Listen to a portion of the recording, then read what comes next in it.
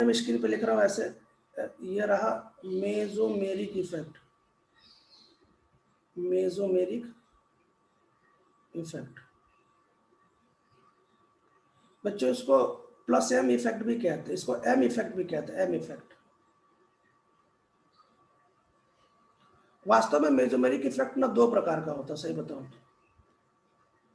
एक होता है प्लस एम इफेक्ट, आज हम सब देखेंगे ना प्लस एम माइनस एम क्या होता है, आज हम सब देखेंगे। एक होता है प्लस एम इफेक्ट और एक होता है माइनस एम इफेक्ट।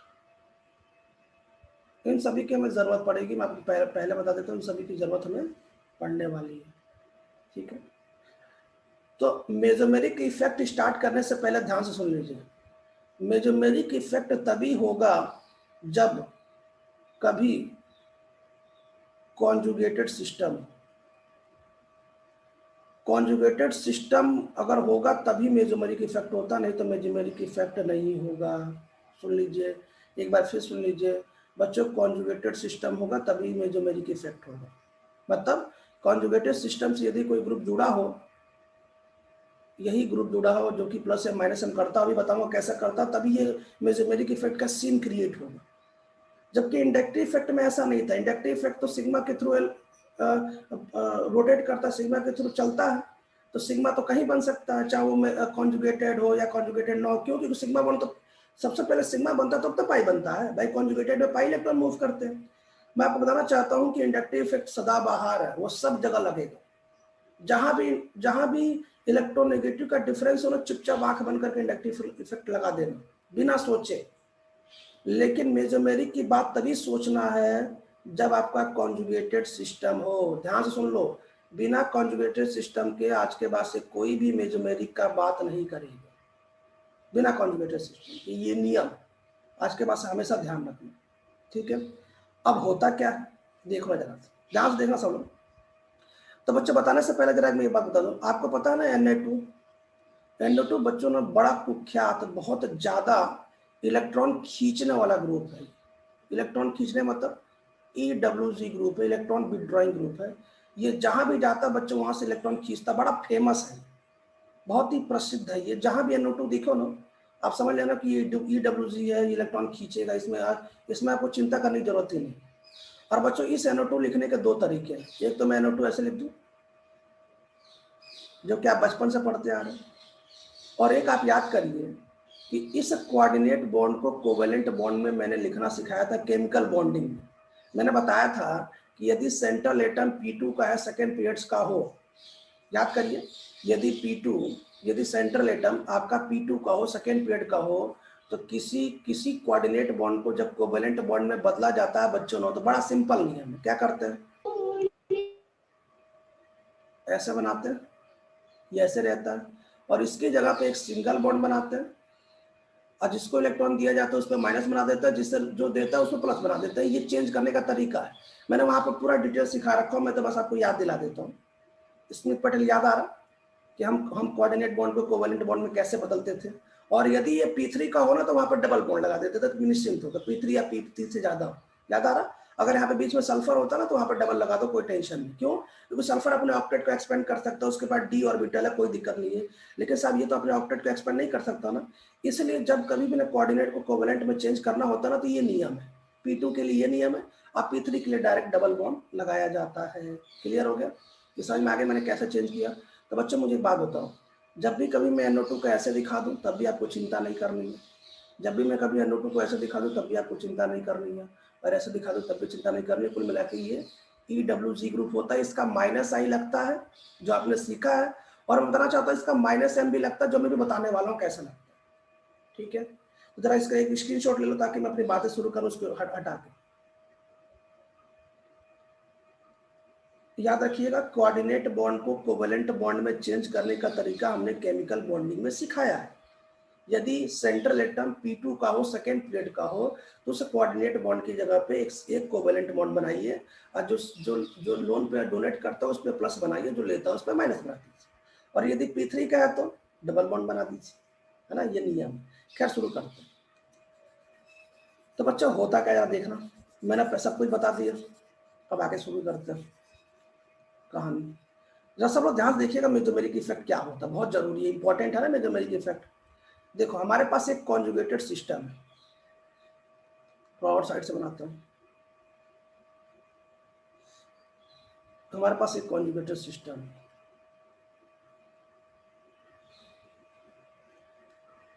अच्छा आपको पता ना जो प्लस वाले होते हैं वो क्या होते हैं, ERG होते हैं, इसमें कोई डाउट तो नहीं है ना? अरे प्लस आई याद करो, प्लस आई।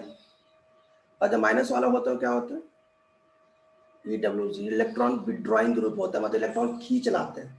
देखो माइनस एम हमेशा ATM वाला सोचा करो, माइनस एम। भाई जब पैसा से निकालोगे तो आप माइनस में हो ही जाओगे, भाई पैसा ATM से निकालोगे तो आप माइनस में हो जाओगे ना। तो जब भी कभी माइनस में है ना तो विड्रॉइंग सोचा करो, ATM आप खड़े हैं, आप खुद माइनस में हो रहा है, पैसा निकाल रहा है, भूले ना हो ना, तो बार बार भूल जाते हैं। तो बच्चों ये कॉन्जुगेटेड सिस्टम है धीरज। तो सुबह 6 बजे उठ जाता है, लेकिन खैर कोई बात नहीं, तो सही बोल रहा है झूठ बोल रहा है जी जानता है। बता धीरज, हमारे वहाँ ना, हमारा वहाँ ऐसे ही ना टीचर क्या करते हैं ना, मैं सच बताऊं, हो सकता है लोगों को बुरा लगे, हमारे वहाँ टीचर बच्चों से प्रेम ना तब करते हैं ना जब वो पढ़ने बहुत अच्छा हो। तो ये नियम है प्रकृति का। यदि आप गलती करेंगे ना तो तुरंत कान पकड़ के ना आपको 2 थप्पड़ लगाएंगे भी। आप नाराज हो जाओ कोई बात नहीं, घर चले जाओ, कोई दिक्कत नहीं।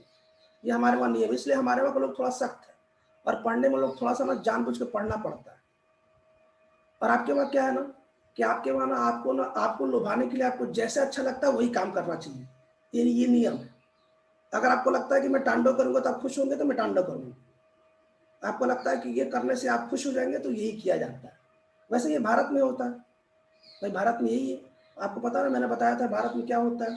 जैसे मान लीजिए कि आपसे कोई प्रश्न पूछता है, तो भारत में के लोग ये सोचते हैं कि मुझे इस प्रश्न का आंसर ऐसे देना चाहिए जिससे सामने वाले को अच्छा लगे। उस प्रश्न का आंसर गलत देना सही देना इससे कोई फर्क नहीं पड़ता। अगर सामने वाला आपसे कोई प्रश्न पूछेगा तो आप क्या सोचेंगे, मुझे इसका आंसर ऐसा देना है कि सामने वाले को अच्छा लगे। बस ये भारत के लोग हैं, ये तो अच्छी बात है। जैसे आपके पिताजी ने आपसे कोई प्रश्न पूछा, उनको उस प्रश्न का आंसर सही है गलत इससे आपको कोई लेना देना नहीं, आपको वो आंसर देना है जिससे आपके पिताजी को अच्छा लगे, बात खत्म। ये भारत, ये भारतीय लोगों की सोच है, जो कि अच्छी है। मैं ये नहीं कह रहा हूँ कि खराब है, ये बिल्कुल सही सोच है, लेकिन साहब ऐसा नहीं होता, ये गलत है। क्या, तो जरा मैं दोनों बनाता हूँ, उसके बाद विचार करते हैं। एक और बना देते हैं।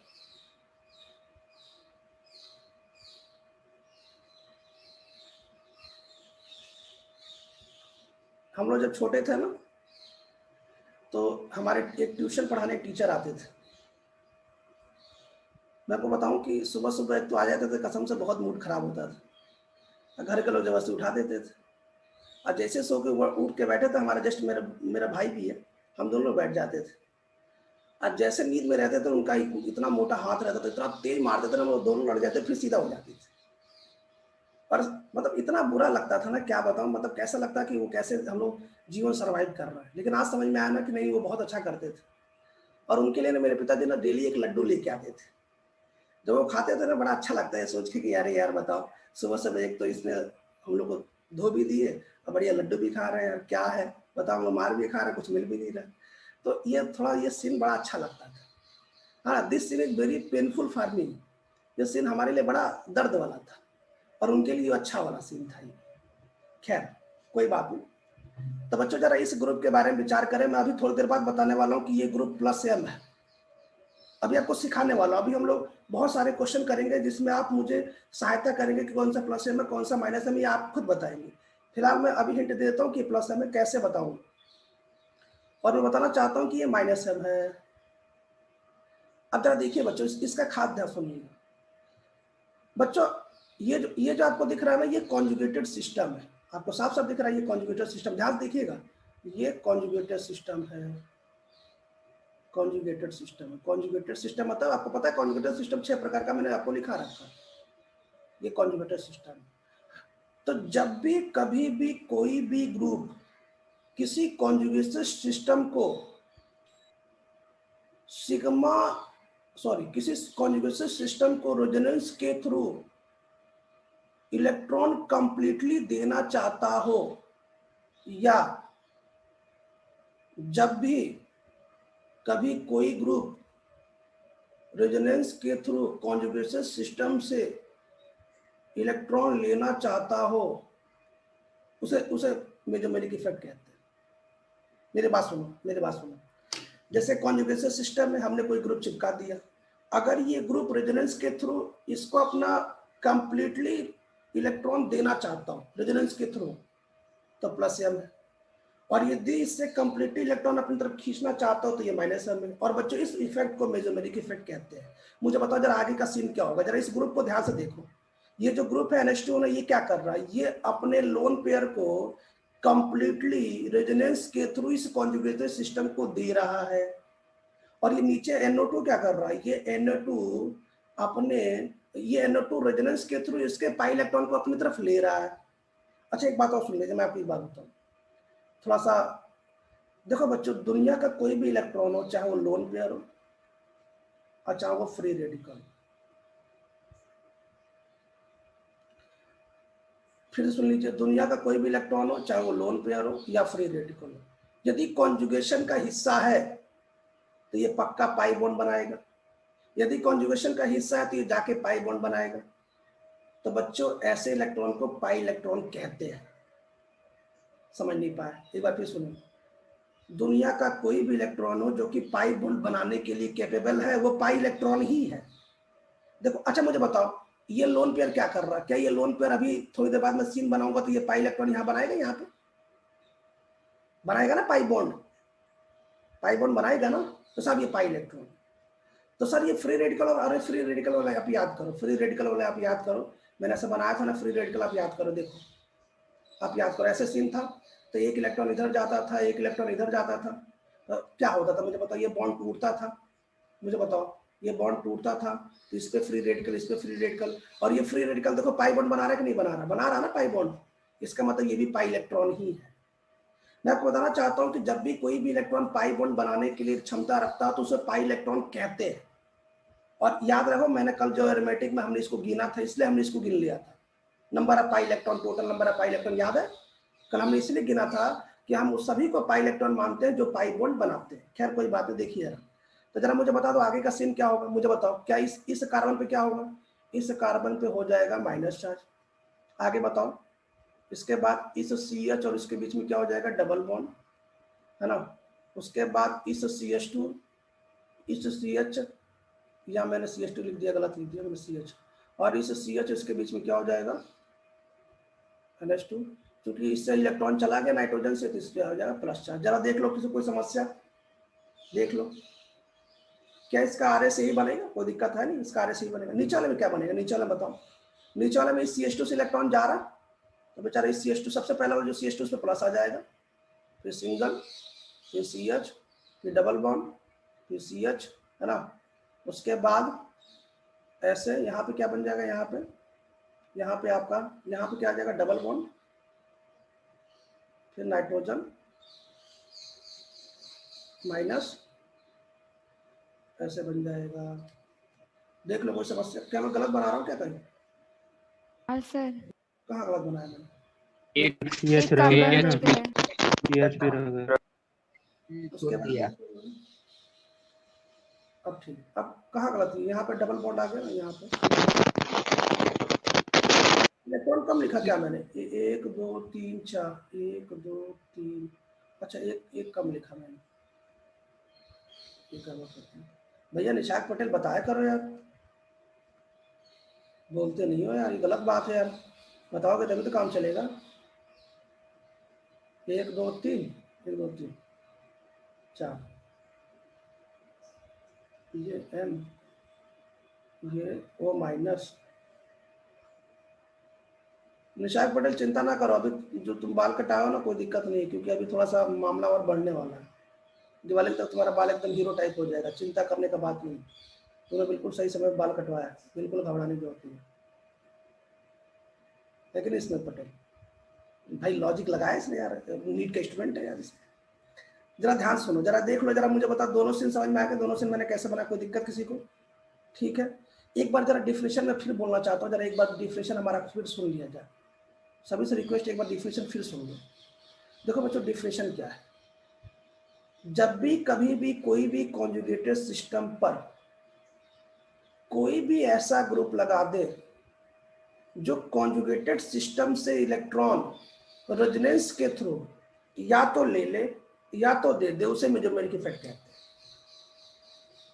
जो कॉन्जुगेटेड सिस्टम को अपने लोन पेयर या पाई इलेक्ट्रॉन डोनेट करता है वो प्लस एम है, और जो कॉन्जुगेटेड सिस्टम को रेजोनेंस के थ्रू वहां से पाई इलेक्ट्रॉन खींच लाता है वो माइनस एम।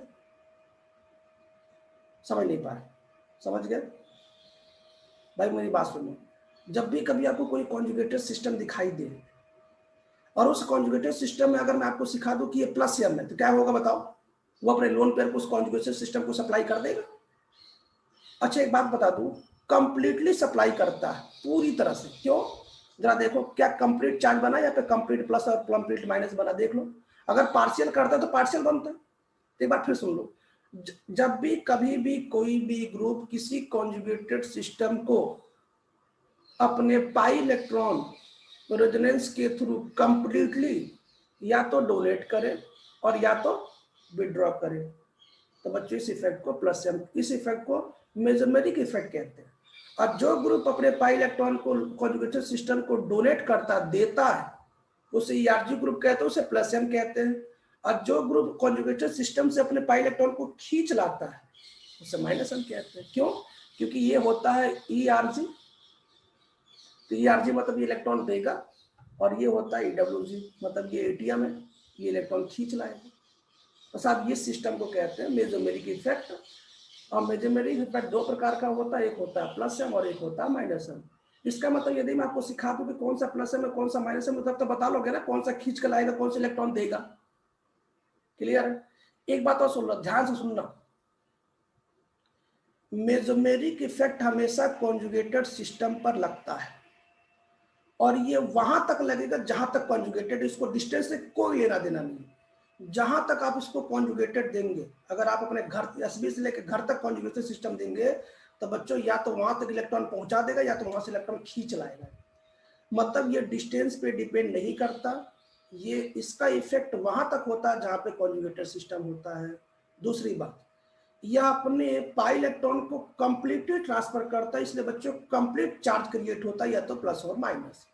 तीसरी बात, तीसरी सबसे इंपॉर्टेंट बात सुन लो बच्चों, यह इफेक्ट जो होता है ना ये कॉन्जुगेटेड सिस्टम पर ही लगता है।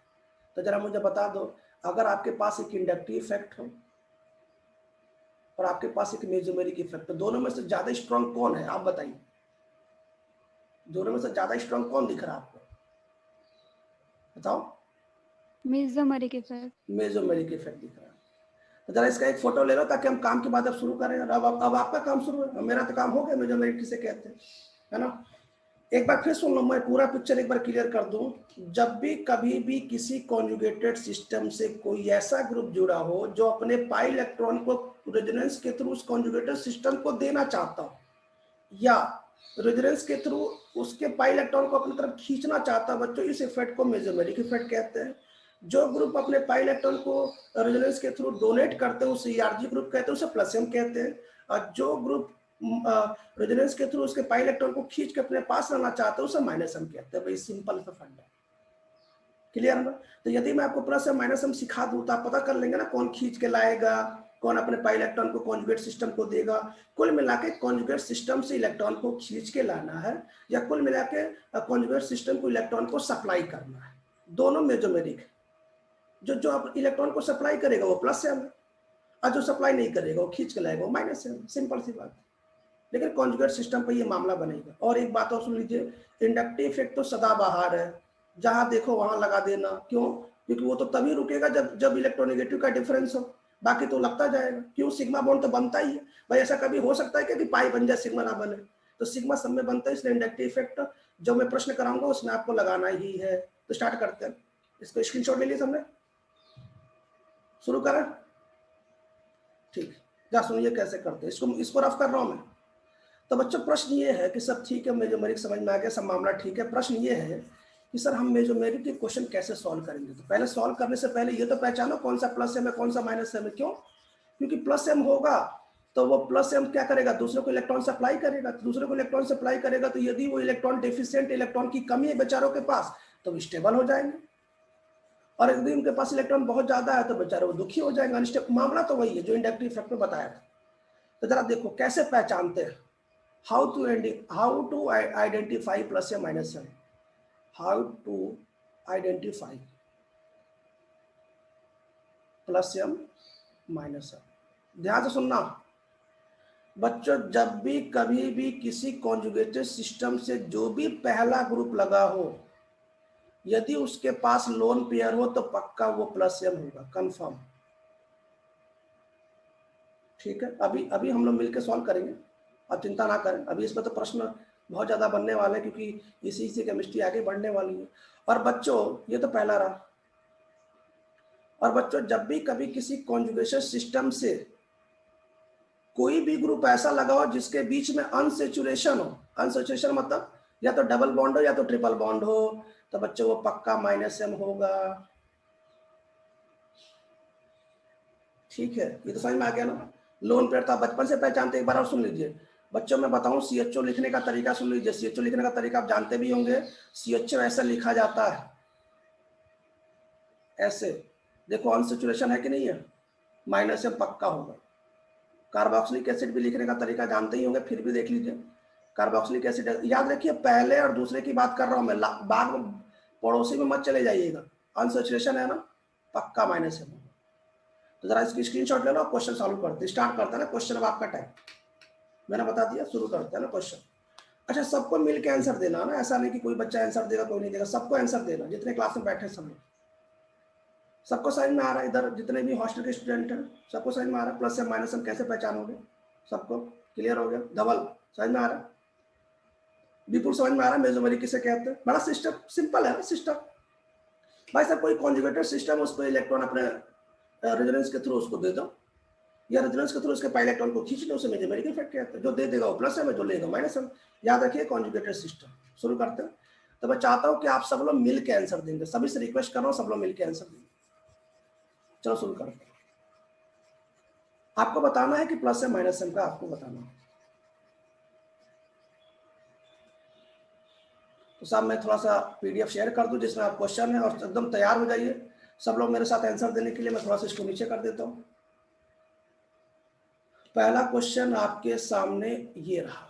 अच्छा सिग्मा, एक बार जरा आई इफेक्ट और मेसोमेरिक में थोड़ा डिफरेंस देख लेते हैं जल्दी जल्दी। मुझे बताओ आई इफेक्ट क्या होता है? Sir I effect only sigma electron के थ्रू ऑपरेट होता है। ठीक, अच्छी बात है, तो पहले पता भाई, आई इफेक्ट हमेशा सिग्मा इलेक्ट्रॉन के थ्रू ऑपरेट होता है, और मेसोमेरिक इफेक्ट किसके थ्रू ऑपरेट होता है? पाई इलेक्ट्रॉन, क्योंकि पाई तो रेजोनेंस करता है। ठीक है, ये डिस्टेंस पे डिपेंड करता है, जैसे जैसे डिस्टेंस बढ़ता है ये इफेक्ट कम हो जाता है, लेकिन ये डिस्टेंस पे डिपेंड तो करता नहीं। ये तब तक रियलाइज होता है जब तक आपने प्रोवाइड किया conjugated till the last chain, मतलब जब तक कॉन्जुगेटेड इसको प्रोवाइड है, जब तक कॉन्जुगेशन सिस्टम इसको मिलेगा तब तक इसका इफेक्ट लगता जाएगा। तब तक या तो इलेक्ट्रॉन को खींच के लाएगा या तो इलेक्ट्रॉन को देता रहेगा। बच्चों तीसरी बात सुन लीजिए, इसमें पार्शियल डिस्प्लेसमेंट होता है इसलिए पार्शियल चार्ज बनता है, लेकिन इसमें कंप्लीट इलेक्ट्रॉन का ट्रांसफर होता है इसलिए कंप्लीट चार्ज बनता है। और चौथा ये कि इन दोनों में मेसोमेरिक ज्यादा इफेक्टिव है। चलो कोई बात नहीं, शुरू करते हैं। पहला क्वेश्चन देखिए, हमें किस ऑर्डर से चलना, हमें इधर से चलना, इधर से चलना ना, इधर चलना। चलिए पहला क्वेश्चन है, इसका नाम फिनॉल है, जल्दी इसके बारे में सोचिए, जल्दी से fast. Plus M plus M plus M plus M अच्छा आई में क्या लगेगा? प्लस आई माइनस आई में? अरे आई में बता दो, इंडक्टिव इफेक्ट में क्या लगेगा? माइनस आई। हाँ, क्योंकि इलेक्ट्रोनेगेटिव ज्यादा है। चलो शुरू करते हैं थोड़ा समय। हाँ ठीक, तो देखो बच्चों सबसे पहला क्वेश्चन आंसर देखते हैं। चूंकि इसके पास लोन पेयर है तो ये होगा प्लस एम। अगर मैं बात करूं तो इसका माइनस आई लगेगा। बच्चों जब भी कभी किसी भी ग्रुप पे प्लस एम और माइनस आई एक साथ लगे ना, तो याद रखिएगा उस पर जो प्लस एम होता है वो ज्यादा डोमिनेटिंग फैक्टर होता है। समझ नहीं पाए? मुझे बताओ माइनस आई क्या करता है? मुझे एक चीज सोचो, जैसे मान लो कि यहाँ पे दो इंसान खड़े हैं, एक बीच में रस्सी है, ये इधर खींचना चाहता हो और ये इधर खींचना चाहता हो, ये प्लस एम वाला हो और ये माइनस आई वाला हो, तो बच्चों प्लस एम वाला ज्यादा इफेक्टिव होता है। प्लस एम क्या करते हैं? इलेक्ट्रॉन को रिलीज करेगा, दूसरों को देगा। मैं ये बताना चाहता हूँ, जब भी कभी प्लस और माइनस का मामला होना, जबकि भी तभी ERG और EWG ग्रुप लग जाए ना, उल्टा लग जाए ना, तब उसमें ना केवल प्लस एम ज्यादा इफेक्टिव होता है। क्यों? क्योंकि मुझे इसकी जरूरत भविष्य में पड़ेगी। याद रखिएगा इसमें प्लस एम ज्यादा इफेक्टिव माइनस आई से, केवल एक जगह एक्सेप्शन है हैलोजन फैमिली में, जो हम लोग बाद में देखेंगे। चलो बताओ दूसरा क्वेश्चन में जल्दी से fast. Plus M plus M plus M और माइनस आई भी ना, हाँ माइनस आई हाँ सर दोनों हिंट दे दोनों। अब मैं आपको बताना चाहता हूँ कि आपको जीएसबी बोर्ड में ये सब पढ़ाया गया होगा, मतलब इसकी रिएक्शन कराई गई। खैर इसका बता दो इसका। प्लस एम और प्लस आई बताइए आई में। माइनस आई अच्छा आपको पता ना माइनस आई प्लस आई क्या, देखो मेरी बात सुनो, जैसे ये रिंग, अब इस रिंग में कोई ऐसा ग्रुप लगा दो जिसकी इलेक्ट्रोनेगेटिविटी ज्यादा है, अगर इसकी इलेक्ट्रोनेगेटिविटी ज्यादा है तो माइनस आई, बात खत्म, सिंपल है भाई। माइनस आई तो आसान है ना, और इंडक्टिव इफेक्ट तो समय लगता है, उसको क्या लेगा, उसको सिग्मा बॉन्ड के अलावा रोटेट करना, ठीक है चलिए। अच्छा जरा क्वेश्चन नंबर 4 में बताइए। माइनस एक मिनट, क्या पहले और दूसरे के बीच में अनसैचुरेशन मतलब माइनस एम, और आई में बताइए इंडक्टिव आई में बताइए, आई में प्लस आई कैसे प्लस आई माइनस आई, इसका इस पीछे ऑक्सीजन का तो बैकअप भी तो है इलेक्ट्रोनेगेटिविटी, मुझे मतलब कैसे प्लस आई लगेगा, आप मुझे खुद बताइए, आप मुझे एक चीज बताइए, आप सोचिए ये कार्बन sp2 नीचे वाला sp2 सर बात नहीं बनी, लेकिन उसके बगल तो मोर इलेक्ट्रोनेगेटिव ऑक्सीजन भी तो है, वो भी तो इसको पीछे बैकअप देगा माइनस आई, समझ नहीं पा रहे हो यार। अच्छा जरा क्वेश्चन नंबर 4 और 5 में जरा एक बात जरा सीखिए, क्वेश्चन नंबर 4 और 5 में, क्वेश्चन नंबर 4 और 5 मेरी बात सुनिए, क्वेश्चन नंबर 4 और 5 में बच्चे एक खास बात सुनिए, सॉरी 3rd और 4th में मैं बताना चाहता हूं कि ये आपका एस्टर है और बच्चों ये भी एस्टर, लेकिन आप देख रहे हैं ना ऊपर वाले में एस्टर प्लस एम शो कर रहा है और नीचे वाले में एस्टर में माइनस एम शो कर रहा है।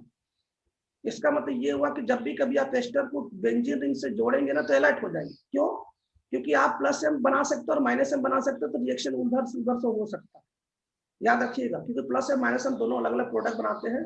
प्लस एम वाले हमेशा 2 प्रोडक्ट बनाते हैं, वो नाइट्रेशन कराइए फीडर का ऑपरेशन कराइए, माइनस एम वाले केवल 1 प्रोडक्ट बनाते हैं, या ये बुक में छपा हुआ है, खैर वो तो हम बाद में देखेंगे, इसलिए हम सिखा रहे हैं आपको, पहले प्लस एम माइनस एम देख रहे हैं ना, दोनों स्टेयर है, लेकिन दोनों में अंतर है ना, जब कभी पहला ग्रुप जिसके पास लोन पेयर हो तो प्लस एम होता है, लेकिन जब कभी पहले और दूसरे के बीच में अनसैचुरेशन हो तो माइनस एम होता है, लेकिन साथ दोनों एस्टर होता है। नेक्स्ट क्वेश्चन आप फिर बताइए। प्लस एम क्या दोनों बताइए, दोनों प्लस और माइनस माइनस आई क्वेश्चन नंबर 6 बताइए।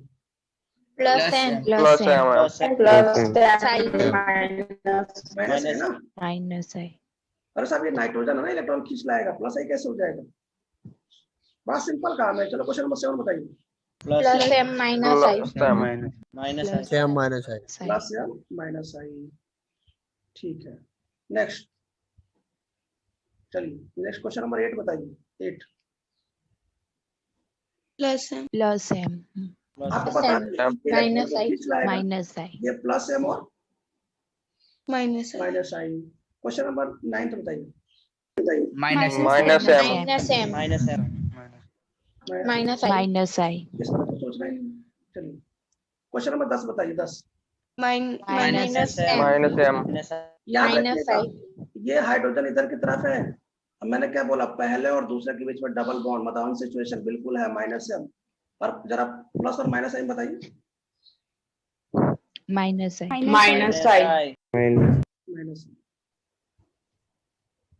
नेक्स्ट बताइए जरा।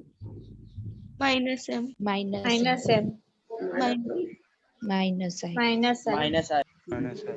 बताइए। माइनस एम नेक्स्ट बताइए। माइनस आई नेक्स्ट बताइए। माइनस एम ये क्वेश्चन नंबर 15 बताइए, इसका नाम फिन अपसाइड डाउन होता है।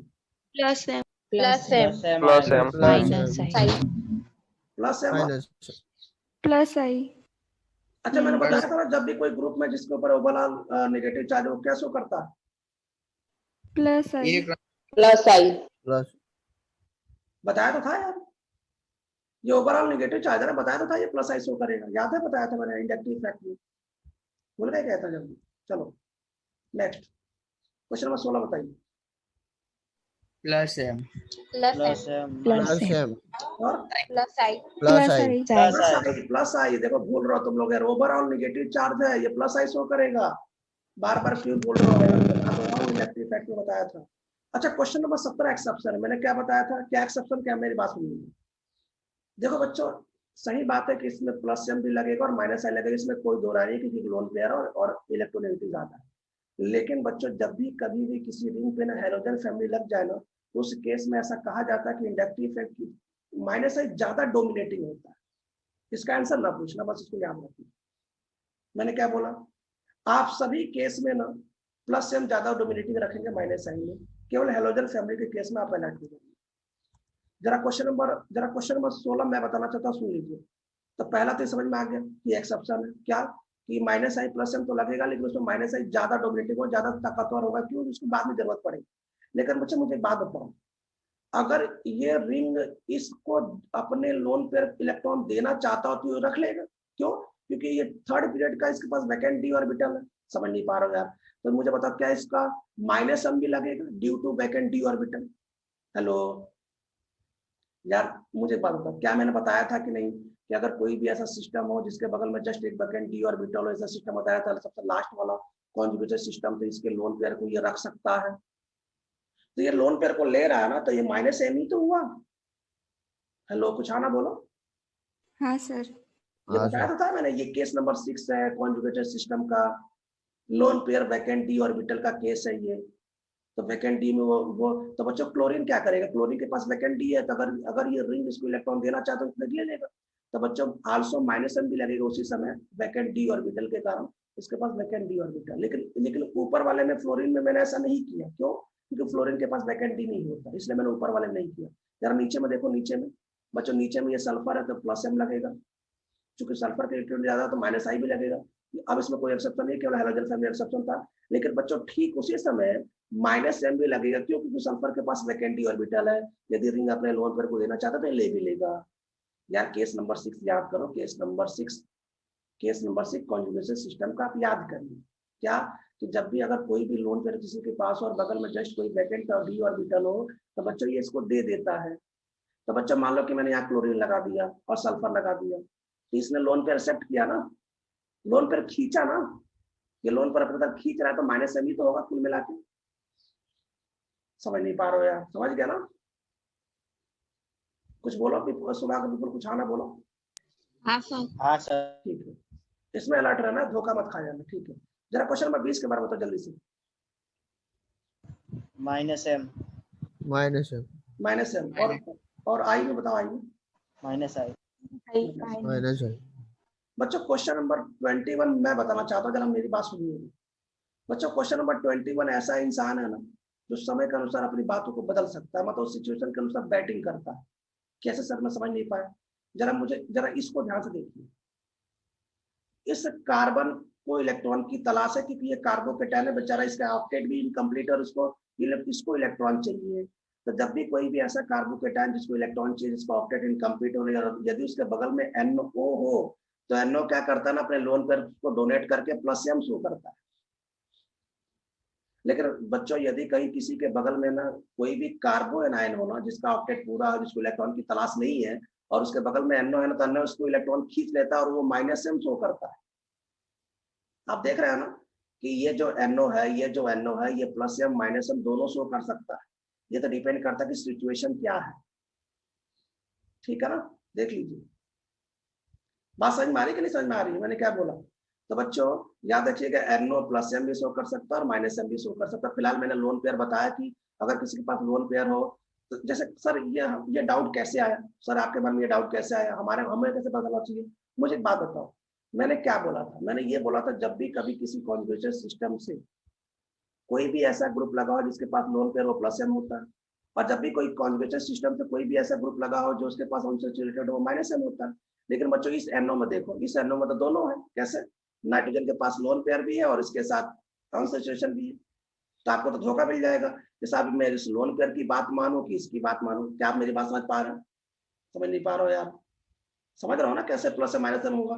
तो बच्चों सिचुएशन देखो, सिचुएशन देखो, आपको मैं बताऊं कि बेंजीन बड़ा ना इलेक्ट्रॉन रिच स्पीसीज है।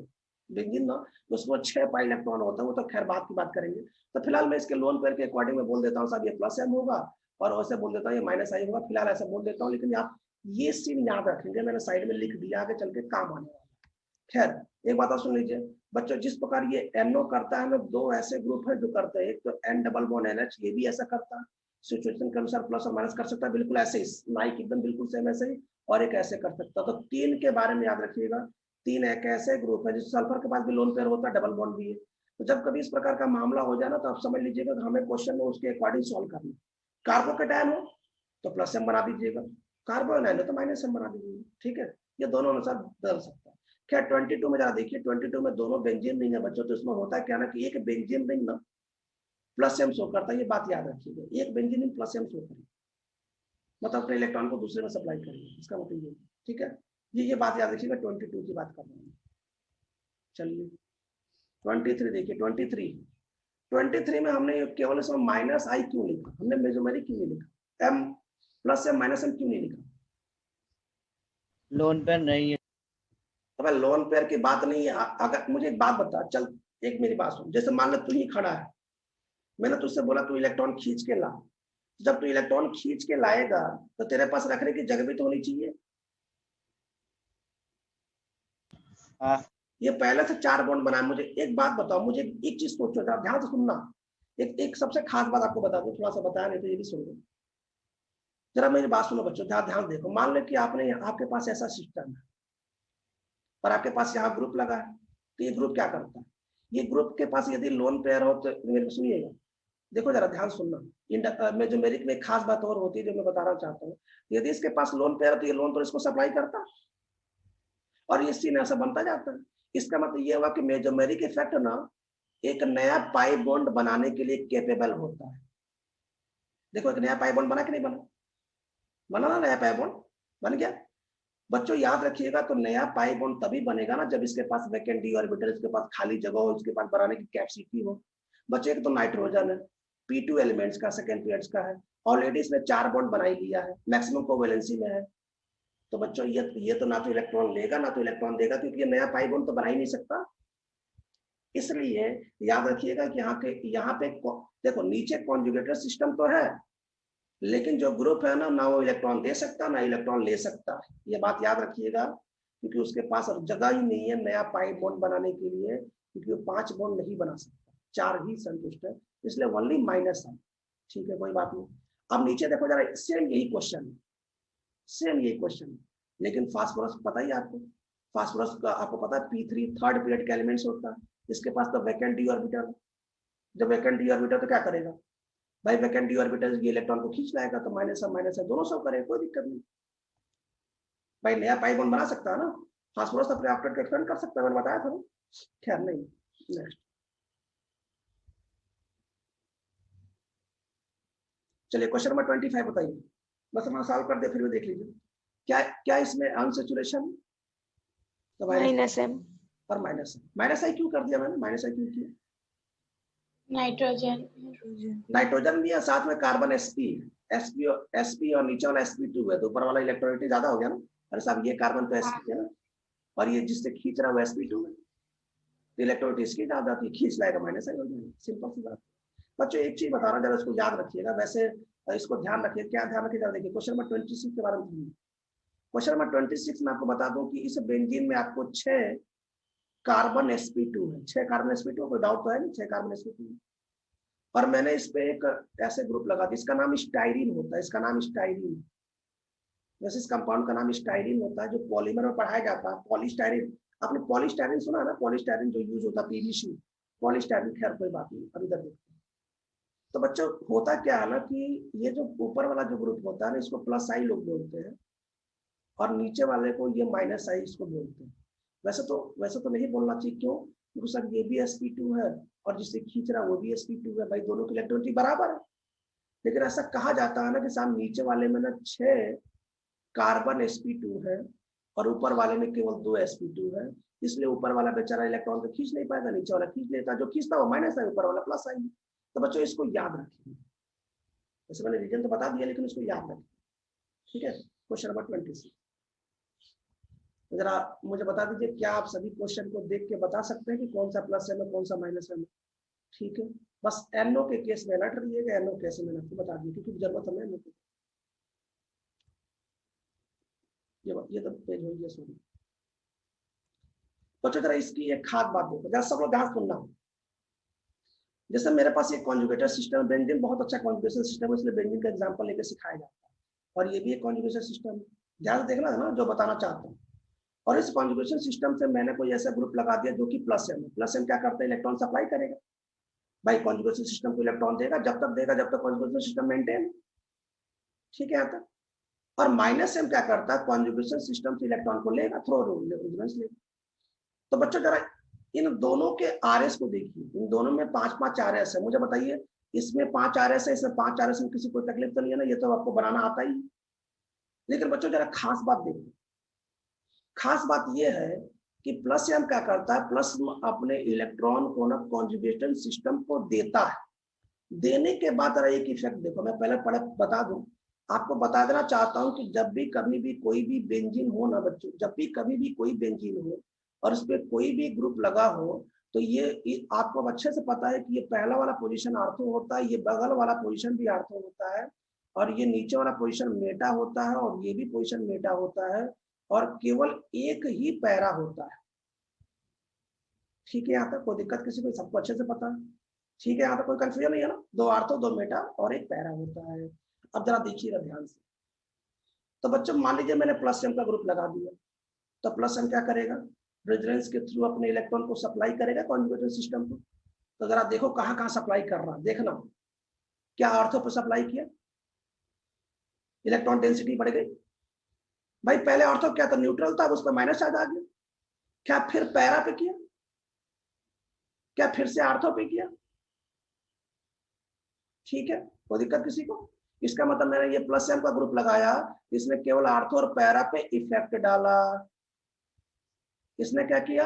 आर्थो पैरा पे इलेक्ट्रॉन डेंसिटी बढ़ा दिया, और मेटा पे बेचारा इसका कोई इफेक्ट नहीं। मेटा पे इफेक्ट आता ही नहीं। क्यों? क्योंकि जब आप कॉन्जुगेटेड सिस्टम को घुमाएंगे तो मेटा पे इफेक्ट आएगा ही नहीं। मेटा पर कोई इफेक्ट नहीं आया।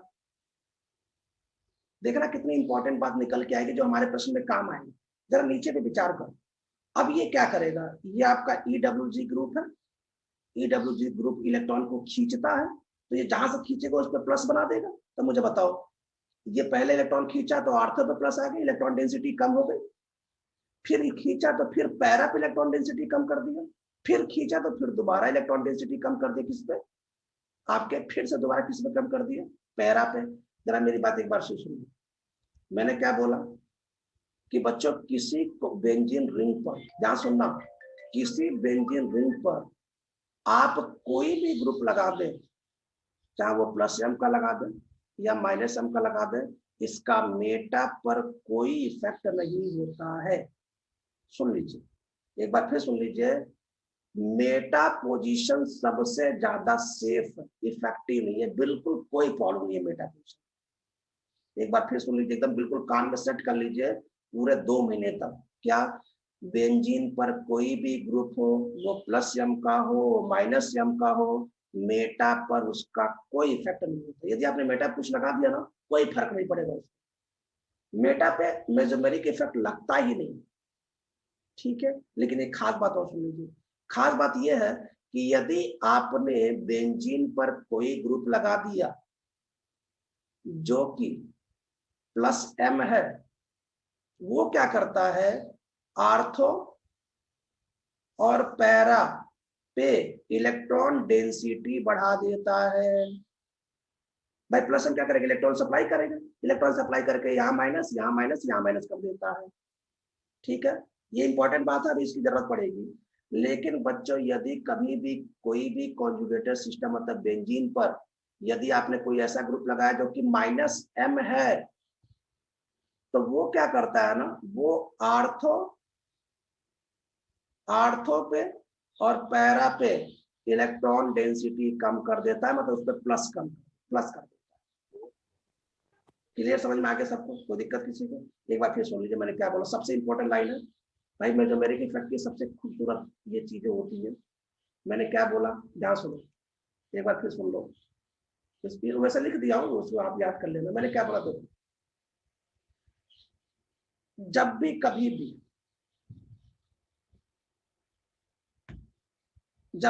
भी बेंजीन पे कोई भी ग्रुप लगा हो तो ऑर्थो पैरा पोजीशन सबसे ज्यादा इफेक्टिव होता है किसी भी केस में। किसी भी केस मतलब प्लस एम या माइनस एम के केस में। यदि बेंजीन रिंग पर प्लस एम लगा तो वो ऑर्थो पैरा पे इलेक्ट्रॉन डेंसिटी बढ़ा देगा, क्योंकि प्लस एम क्या करता है, इलेक्ट्रॉन सप्लाई करता है, तो ऑर्थो पैरा पे इलेक्ट्रॉन डेंसिटी बढ़ा देगा।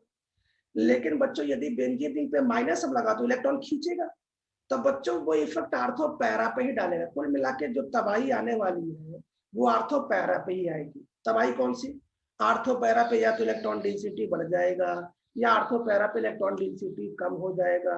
लेकिन कुल मिला के ऑर्थो पैरा पे जो कुछ होने वाला ऑर्थो पैरा पे ही होगा, मेटा पे कुछ नहीं होगा। और यदि आपको ये बातें समझ में नहीं आ रही हैं कि मैं क्या बोल रहा हूँ, तो बच्चों इस आरएस, इस दोनों आरएस को आप देख लीजिए, इन दोनों आरएस की स्ट्रक्चर बना के देख लीजिए, आपको पता चलेगा कि प्लस एम से केवल और केवल आर्थो और पैरा ही इफेक्टेड है, और उसमें इलेक्ट्रॉन डेंसिटी बढ़ रहा है क्योंकि उसमें माइनस आ रहा है। और माइनस एम से भी केवल और केवल आर्थो और पैरा ही इफेक्टेड है क्योंकि उस पर प्लस एम आ रहा है, सॉरी क्योंकि उस पर प्लस चार्ज आ रहा है, इलेक्ट्रॉन डेंसिटी कम हो रहा है। दोनों केस में मेटा इफेक्ट का कोई रोल नहीं है। ठीक है, तो बच्चों यदि बेंजीन पे यदि आपने कोई ग्रुप चिपका दिया तो वो आर्थो और पैरा पे ही तबाही लाएगा, या तो तबाही अच्छा लाए या तो तबाही खराब लाए। तबाही अच्छा मतलब, जैसे मुझे बात बताओ, जैसे आप खुद सोचो, जैसे मान लीजिए आपने कोई ग्रुप लगा दिया और ये प्लस एम है, ये क्या करेगा, यहाँ पे माइनस कर देगा, यहाँ माइनस कर देगा और यहाँ माइनस कर देगा, इलेक्ट्रॉन डेंसिटी बढ़ा देगा। भाई इसके आरएस से ये पता चलेगा ये इलेक्ट्रॉन डेंसिटी बढ़ाएगा। लेकिन यदि मुझे एक बात बताओ, यदि कोई भी ऐसा चीज हो जो कि इस पे माइनस हो, तो क्या करेगा बेचारा, इस पे इलेक्ट्रॉन डेंसिटी कम कर देगा, प्लस प्लस। ठीक है, अब मैं आपको बताता हूँ, जरा देखिए, अब आप याद करिए जब आपके टीचर बोर्ड में पढ़ाए होंगे, आप देखिए आपके रिएक्शन कितने दो लाइन में होते हैं। मैं आपको सिखा रहा हूँ, छोटा सा डेमो दूंगा, जरा देखिएगा, जरा सब लोग देखिए स्क्रीन पे। बच्चों आपके टीचर ने एक रिएक्शन पढ़ाया होगा जिसका नाम है नाइट्रेशन। मैं पढ़ा नहीं रहा हूँ, मैं आपको छोटा सा डेमो दे रहा हूँ कि बच्चे जो मैं चीज पढ़ा रहा हूँ उसका 15 दिन बाद उसका इफेक्ट देखना कैसे रिएक्शन शॉर्टकट में होता है। बच्चों नाइट्रेशन में जो इलेक्ट्रोफाइल होता है, इलेक्ट्रोफाइल मतलब जिसके पास इलेक्ट्रॉन की कमी है, जिसके पास इलेक्ट्रॉन की कमी है, यदि आपको याद हो आपके टीचर ने बताया भी होगा, आपको याद भी होगा बच्चों, वो ये नाइट्रोनियम आयन होता है। यहाँ तक ठीक है। नाइट्रेशन जब भी कभी किसी रिएक्शन कराते हो तो उसमें जो इलेक्ट्रोफाइल होता है NO2+ होता है, और NO2+ क्या करता है, सामने वाले पे चिपक जाता है। अब मुझे बताइए, जरा ध्यान सुनिए। अब जैसे मान लो बच्चों आपको बता दूं कि बेंजीन सबसे ज्यादा इलेक्ट्रॉन का गुड सोर्स है, सबसे ज्यादा इलेक्ट्रॉन रिच है। क्यों? क्योंकि इसके अंदर 6 पाई इलेक्ट्रॉन है। तो बच्चे मुझे बता दो, यदि बेंजीन पे कोई भी ग्रुप ना लगा तो NO2 जाकर चिपक जाएगा, डायरेक्ट नाइट्रेशन कर देगा और नाइट्रोबेंजीन बना लेगा। लेकिन मुझे एक बात बताओ, यदि मान लो मैंने यहाँ फिनॉल जोड़ दिया, फिनॉल, क्या ध्यान से सुनना जो बताना चाहता हूँ, यदि मान लो मैंने फिलहाल चिपका दिया, मुझे बता फिनॉल क्या करता है, प्लस एम करेगा। इसका मतलब क्या हुआ मुझे बताओ, एक तो आर्थो पे इलेक्ट्रॉन डेंसिटी बढ़ा देगा, आर्थो पे, और एक पैरा पे इलेक्ट्रॉन डेंसिटी बढ़ा देगा। मुझे बताओ इसको इलेक्ट्रॉन की तलाश है, ये इलेक्ट्रोफाइल है, इसको इलेक्ट्रॉन चाहिए, तो मुझे बताओ इसको बेंजीन के किस पोर्शन पे अटैक करने से इसका भला होगा। मुझे बताओ, अगर ये बेंजीन पे एक बार आर्थो पे अटैक कर ले तो एक प्रोडक्ट बन जाएगा, और एक बार बेंजीन पे इस पे अटैक कर ले तो 2 प्रोडक्ट बन जाएगा। तो बच्चों आपने एनसीईआरटी बुक में देखा होगा कि फिनॉल के नाइट्रेशन से, ये फिनॉल है, एक बार प्रोडक्ट ये बना होगा, प्लस ये बनाओ या ये बनाओ, दोनों बराबर है। और बच्चों आपने देखा होगा एक प्रोडक्ट ऐसे बना होगा, ये देखो आंसर। आज देखिएगा फिनॉल के नाइट्रेशन से, देखिए बुक में 2 प्रोडक्ट बना है। समझ नहीं पा रहा हूँ यार, बिल्कुल समझ नहीं पा रहा। मैं नाइट्रेशन नहीं पढ़ा रहा हूँ, मैं आपको एक छोटा सा डेमो दे रहा हूँ कि हम लोग जो पढ़ रहे हैं ना, वो GOC2 में जब आप यूज करेंगे ना, तो आपको ऐसा लगेगा ना कि इसलिए हमने इतना मेहनत किया था, और आपको रिएक्शन में रट्टा मारने की जरूरत नहीं है। आप कोई भी प्रोडक्ट लो डायरेक्ट बनाओगे। मैं फिर कह रहा हूँ, बिल्कुल सिर्फ आपको मैं एक छोटा सा डेमो देता हूँ, आप खुद बताएंगे, मुझे बताइए। चलिए मैं आपको बताना चाहता हूँ कि जब आप अल्कोहल फिनॉल ईथर पढ़ेंगे ना, तो आपको एक सबसे फेमस ये रिएक्शन दिखेगा जिसका नाम एनिसॉल होता है। ये बुक में बिल्कुल साफ साफ मोटे मोटे शब्दों में इसकी रिएक्शन छपी हुई है, इसका नाम एनिसॉल होता है। ये सबसे छोटा साइक्लिक एरोमेटिक ईथर है। ईथर है, सबको समझ में आ गया ईथर कैसा है, बीच में ऑक्सीजन है, इधर कार्बन इधर कार्बन, क्या देख रहे सभी लोग एनिसॉल। अब मैं आपसे पूछना चाहता हूँ कि मैं इसका नाइट्रेशन कराना चाहता हूँ, मैं आपसे पूछ रहा हूँ, तो आप क्या बोलेंगे? आप बोलेंगे सर नाइट्रेशन में नाइट्रेशन रिएजेंट यूज करते हैं, मैं रिएजेंट भी लिख देता हूँ यदि आपको याद हो तो। लेते हैं कंसंट्रेट HNO3 और कंसंट्रेट H2SO4 लेते हैं। अब इस रिएजेंट से इलेक्ट्रोफाइल जो निकलता है बच्चों, उस इलेक्ट्रोफाइल का नाम है नाइट्रोनियम आयन। अब बेचारे इलेक्ट्रोफाइल है, इसके पास प्लस चार्ज है, इसके पास इलेक्ट्रॉन की कमी है, तो जरा मुझे बता दो बेंजीन पे ये कहाँ अटैक करेगा, ये कहाँ रिएक्शन करेगा, खुद बताओ कहाँ अटैक करेगा बिल्कुल? ऑर्थो पैरा पे, क्योंकि ये प्लस एम है और प्लस एम क्या करता है, प्लस एम इलेक्ट्रॉन डेंसिटी बढ़ा देता है। कहाँ इलेक्ट्रॉन डेंसिटी बढ़ाएगा? यह आर्थो पैरा पे इलेक्ट्रॉन डेंसिटी बढ़ाएगा, तो इलेक्ट्रोफाइल बड़ा खुश होके आर्थो पैरा पर अटैक करेगा। क्यों? क्योंकि इस पे इलेक्ट्रॉन ज्यादा है, इस पे इलेक्ट्रॉन ज्यादा है, इस पे इलेक्ट्रॉन ज्यादा है, तो क्या करेगा मुझे बता दो एक बार, क्या करेगा? ये जो एनिसॉल है, एक बार इस NO2 को यहाँ चिपका लेगा, यहाँ चिपका, दोनों बात बराबर है, और एक बार बच्चों यहाँ चिपका लेगा। क्या मुझे बताओ, आपने जब बोर्ड की ट्यूशन पढ़ रहे होंगे तो क्या ये रिएक्शन आपने देखा है सेट बुक में, या आपके टीचर ने बताया? हाँ ना बोलो, तो मुझे बता बच्चों, क्या आपको इसको याद करने की जरूरत है? क्या मुझे बताओ, क्या याद करने की जरूरत है? आपको सोच के बताओ, याद करने की जरूरत है? अच्छा, मैं आपको एक क्वेश्चन और पूछ लेता, आप देख रहे हो, आप जरा मान लो कि आप एल्डिहाइड पढ़ रहे हो, सोचो, मान लो मैं आपको कह रहा हूँ कि आप एल्डिहाइड पढ़, मान लो सपोज, जरा मुझे बताओ, मुझे देखता हूँ उसमें कौन बताता, मैं बोलूंगा नहीं बच्चों। पहले एक हिंट दे देता हूँ, मैंने यहाँ पे CHO चिपका दिया जिसका नाम है बेंजल्डिहाइड, और मैं नाइट्रेशन फिर करा रहा हूँ, मैं नाइट्रेशन एजेंट नहीं लिख रहा हूँ, मैं नाइट्रेशन करा रहा हूँ। इस नाइट्रेशन जो इलेक्ट्रोफाइल निकलता है वो NO2+ निकलता है। कैसे निकलता है मैं जब पढ़ाऊंगा तो बताऊंगा। तब बच्चों मुझे बताओ, जरा मुझे एक बात बताइए, जरा ध्यान सुनिएगा, इस इलेक्ट्रोफाइल को इलेक्ट्रॉन की तलाश है, बेचारा इसके पास इलेक्ट्रॉन कम है, लेकिन ये जो ग्रुप है बच्चों, ये तो माइनस है। ये माइनस क्या करता है? इस आर्थो और इस पैरा पे इलेक्ट्रॉन डेंसिटी कम कर देता है। मुझे बताओ क्या ये यहाँ पर अटैक कर पाएगा? हाँ ना बोलो। नहीं कर पाएगा बच्चों, कैसे कर पाएगा? नहीं कर पाएगा। यहाँ भी अटैक नहीं करेगा, यहाँ भी अटैक नहीं करेगा, तो मुझे बताओ इसके लिए केवल कितनी जगह बची? मेटा पर। मुझे एक बात बताओ, मेटा में इलेक्ट्रॉन डेंसिटी नहीं बढ़ा लेकिन घटा भी तो नहीं है, इससे तो अच्छा ही है। तो बच्चों ये एक प्रोडक्ट बनाएगा। मुझे बताओ, आप बुक में जाकर देखिएगा, आज जब कभी एल्डिहाइड चैप्टर ओपन करेंगे तो ये भी रिएक्शन लिखा हुआ है, और इस रिएक्शन में बच्चों ने केवल एक प्रोडक्ट बना है,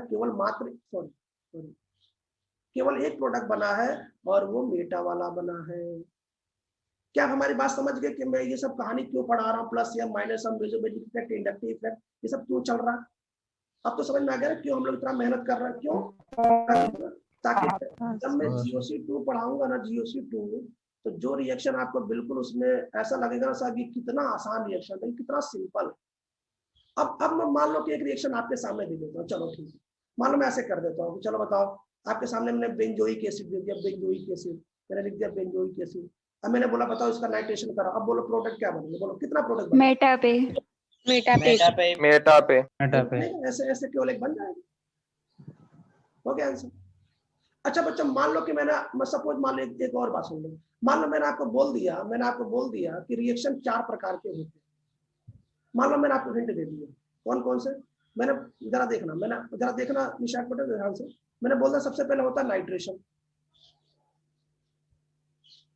नाइट्रेशन में जो इलेक्ट्रोफाइल बनता है मैं आपको याद करा दिया। मान लीजिए मुझे बोर्ड का ट्यूशन पढ़ाना, मैंने बोल दिया नाइट्रोनियम है। मैंने क्यों बोला कि मैं 1 वीक में खत्म कर सकता हूँ? देखिए अभी मैं इस समय 100 रिएक्शन एक साथ बता दूं, एक साथ मैं 100 रिएक्शन बताऊंगा, पूरी बुक की रिएक्शन एक साथ। देखो जरा, मान लो मैंने बच्चों बोल दिया दूसरा है हेलोजिनेशन। बच्चों हेलोजिनेशन में बताना चाहता हूँ कि कोई हेलोनियम आयन इलेक्ट्रोफाइल बनता है X+ या Cl+। और बच्चों मान लो कि मैंने बोल दिया तीसरा सल्फोनेशन। आपने नाम सुना होगा सल्फोनीकरण ऐसा कुछ करके। तो बच्चों वैसा सल्फोनेशन में इलेक्ट्रोफाइल SO2 होता है, लेकिन मैं आपको समझाने के लिए SO3H बना देता हूँ, ठीक है। और बच्चों जो चौथा होता है वो फ्रीडल-क्राफ्ट रिएक्शन, FCR। फ्रीडल-क्राफ्ट में 2 रिएक्शन होता है, एक फ्रीडल-क्राफ्ट एल्काइलेशन जिसमें कार्बोकेटायन बनता है, और एक फ्रीडल-क्राफ्ट एसिलेशन जिसमें ये बनता है। अब बच्चों मुझे एक बात बताओ, मान लो कि हम आपके सामने, जरा ध्यान से देखिएगा, मान लो मैंने आपके सामने ये रिएक्शन लिखा, अब मैं कुछ बोलूंगा नहीं, मैं देखता हूँ आप बताते नहीं बताते। देखिएगा मैंने आपके सामने ऐसे फिनॉल लिख दिया, और मैंने बोला कि फिनॉल का आपको हेलोजिनेशन कराना है। क्या कराना है? हेलोजिनेशन। अब मान लो मैंने आपको हेलोजिनेशन बोल दिया कि आप Cl2 के साथ कोई ना कोई यहाँ पे लेविस एसिड यूज करेंगे, मान लो मैं पढ़ा रहा हूँ, तो मुझे बताओ प्रोडक्ट क्या बनाओगे? आप बोलोगे ऑर्थोपेरा। इलेक्ट्रोफाइल बनेगा और एक आर्थोपैरा पे चिपक जाएगा, 2 प्रोडक्ट बन जाएगा। ये देखो आप ऐसा बनाओगे, सर ये क्लोरीन और ये प्लस और एक ये क्लोरीन, मतलब 2 प्रोडक्ट ऐसे बन जाता है। ये देखो आंसर बन गया। लेकिन यदि मैं इसकी जगह पे अगर मैं CHO लेता तो मेटा।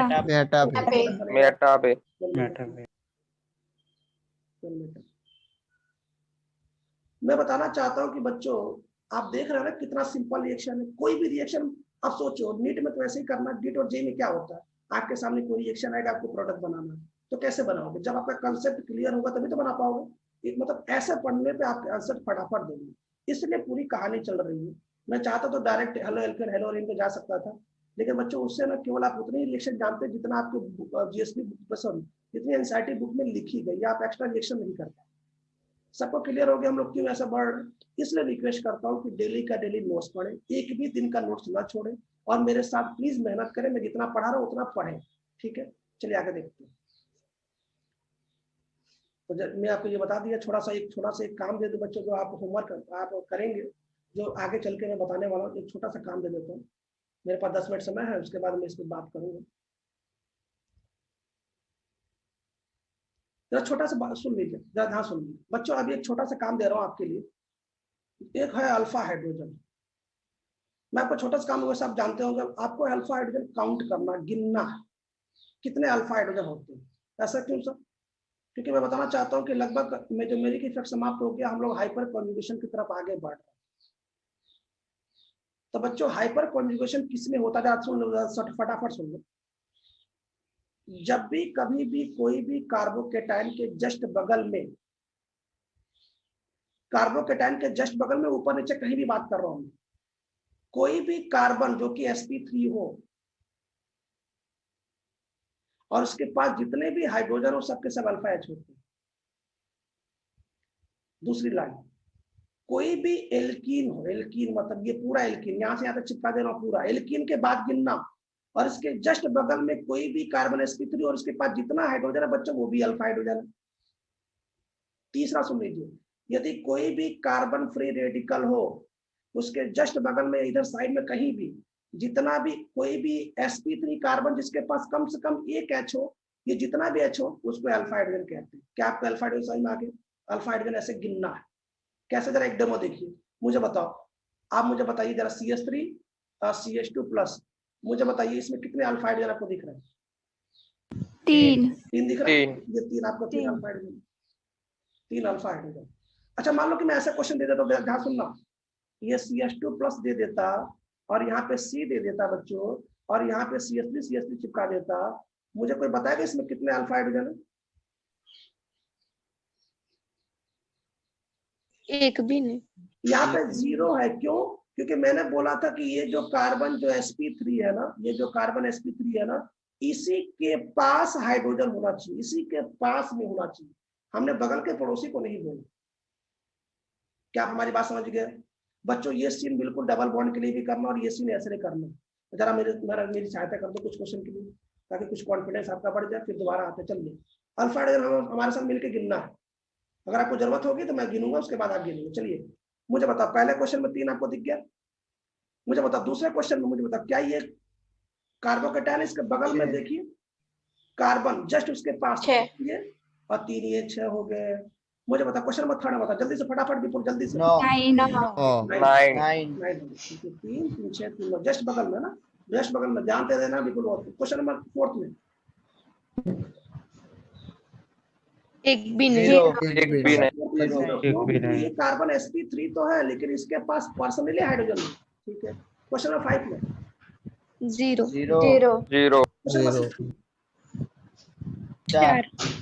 4 है। क्यों? क्योंकि आपको पता नहीं है 2 हाइड्रोजन है और यहाँ भी 2 हाइड्रोजन है बच्चों, और ये कार्बन भी sp3 और ये भी कार्बन sp3 है, तो यहाँ पर 4 होगा, ठीक है। क्वेश्चन नंबर 5 7 में एक। क्वेश्चन नंबर 7 में मुझे बताओ, क्या ये कार्बन sp3 एक बगल वाला पड़ोसी, उसके पास केवल एक ही हाइड्रोजन तो है? एक है। अच्छा बच्चे की इंपॉर्टेंट बात सुनिए, जिसके पास, क्या सोच रहे हैं मैं ऐसा क्यों क्वेश्चन करवा रहा हूँ, जिसके पास जितना ज्यादा अल्फा हाइड्रोजन होता है वो उतना ज्यादा स्टेबल। अगर मैं आपसे क्वेश्चन पूछूं कि साहब जिसके पास जितना ज्यादा अल्फा हाइड्रोजन उतना ज्यादा स्टेबल, अगर मैं क्वेश्चन पूछूं कि 6 और 7 में कौन सा कार्बोकेटाइन ज्यादा स्टेबल है, तो आप किस पे टिक लगाएंगे? 6 में 6 में, क्योंकि इसमें अल्फा हाइड्रोजन 4 है। ऐसा क्यों होता है, कैसे होता है, ये तो मैं कल एक्सप्लेन करूंगा, लेकिन फिलहाल ये हिंट है, इसलिए मैं अल्फा हाइड्रोजन काउंट करा रहा हूँ। मुझे बताओ क्वेश्चन में रेट में, जल्दी बताओ फास्ट। 4 ऊपर कितने हैं? 4 कैसे हो गया? 7 हो सात गए। सात 3 और 2 ये रहा, 3 2 5 और 7 ये होगा, ठीक 7 हो। अच्छा क्वेश्चन नंबर 9 बताओ। 9 3 तीन अच्छा बताओ क्वेश्चन नंबर 8 और 9 में स्टेबल कौन सा ज्यादा? 8 8 चलो क्वेश्चन नंबर 10 बताओ, जल्दी से बताओ, बिल्कुल फास्ट गिनो। 5 पक्का? हाँ बगल में 2 तो ये रहा, बगल में 2 ये रहा, 4 एक और है नीचे वाला, देखो यहाँ पे भी तो है 5। मेरी बात सुनो, कार्बोकेटाइन के जस्ट पड़ोसी इधर भी हो सकता है, इधर भी हो सकता है, इधर भी हो सकता है, इधर भी हो सकता है, उसके पास एक हाइड्रोजन होना चाहिए उसी के पास, और वो sp3 होना चाहिए, भी याद रखना, डबल नो नहीं, sp3 होना चाहिए। खैर कोई बात नहीं। क्वेश्चन में 11 बताओ।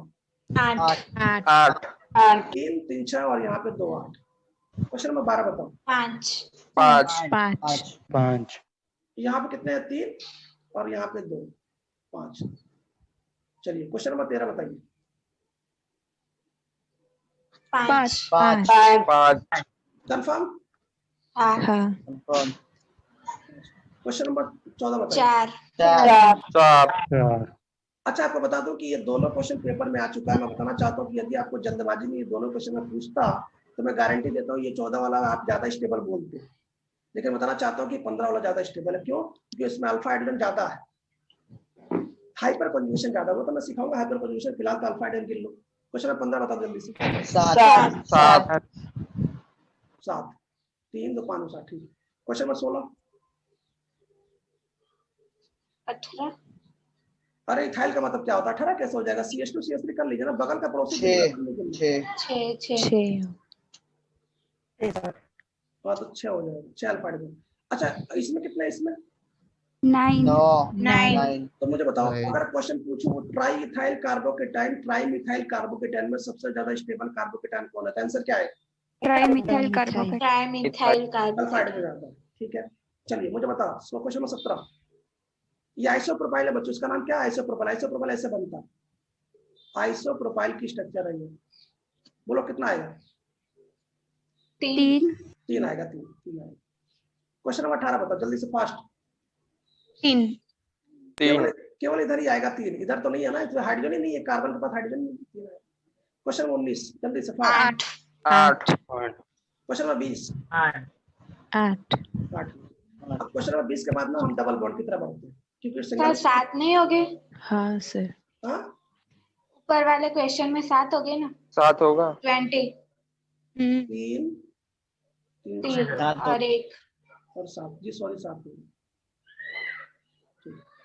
बच्चों। अब डबल बॉन्ड की तरफ बढ़ते हैं। जहां सुनना, जब भी कभी आपको डबल बॉन्ड में अल्फा हाइड्रोजन गिनना हो तो पहले पूरा डबल बॉन्ड सिस्टम को ले लो, इसको मत गिनना इसमें से, और उसके जस्ट बगल में इधर इधर इधर sp3 कार्बन के पास H गिनना पास में। जरा बताओ कितने? 3 है। इसका बताओ। क्वेश्चन नंबर 22 जल्दी फास्ट। 6 क्वेश्चन नंबर 23 6 ये सिस्टम है पूरा, और 3 और 3 6। Very good. क्वेश्चन नंबर 24 10 ये हाइड्रोजन है 9 ये हाइड्रोजन कहाँ पे? sp3 है। अरे आप समझ लीजिए, 9 मेरी बात समझो, आप समझिए। अरे यार मैंने कहा कि इस कार्बन डबल बॉन्ड कार्बन के जस्ट बगल में कार्बन गिनिए, इसमें कार्बन क्या है? 9 है। बस गलती नहीं करना, यही गलती नहीं करना। क्वेश्चन नंबर 25 12 अगर मैं क्वेश्चन नंबर 24 और 25 देता, बोला कौन स्टेबल होता, आप गलती नहीं करता, आप 25 पे आंसर टिक लगा। खैर क्वेश्चन नंबर 26 10 3 और ये सॉरी 10 3 5 10 ठीक। क्वेश्चन नंबर 27 4 ऐसा ये पूरा सिस्टम लेना है तो 2 यहाँ मिल जाएंगे, 2 यहाँ मिल जाएंगे 4। क्वेश्चन नंबर 28 7 3 यहाँ मिलेंगे, 2 यहाँ मिलेंगे और 2 यहाँ मिलेंगे 7। तो अगर 27 और 28 दोनों आ जाता ना तो आप 28 पे टिक लगाते क्योंकि वो ज्यादा स्टेबल अल्फा हाइड्रोजन।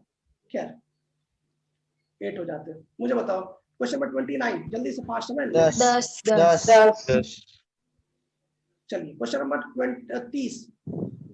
8 8 8 8 2 4 2 6 2 8। ठीक है। अब हमारी बात सुनिएगा। क्वेश्चन नंबर 30 31 32 जो भी हो सब चल लीजिए, सुन लीजिए सब सॉल्व। क्वेश्चन नंबर 35 बताओ लास्ट, जल्दी से बताओ।